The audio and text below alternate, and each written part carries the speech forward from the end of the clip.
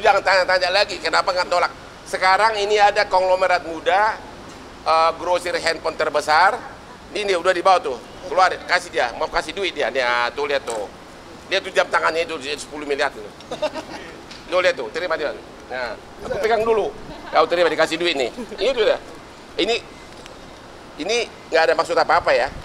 Kita nggak ada maksud terkenal. Aku udah super terkenal, jadi nggak ada niat. Memang benar-benar saya mau kasih contoh kepada publik gitu loh. Karena sekarang ini terlalu banyak orang munafik. Ya sekarang ini murni dengan sukarela di bulan puasa ini ya. Oke, gimana? Silakan. Tapi saya ikhlas Pak buat Bang Ot. Iya, saya juga ikhlas. Udah ikhlas kok. Ya.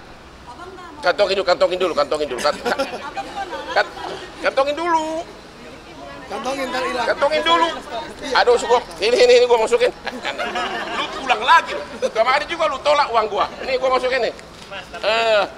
Masuk udah.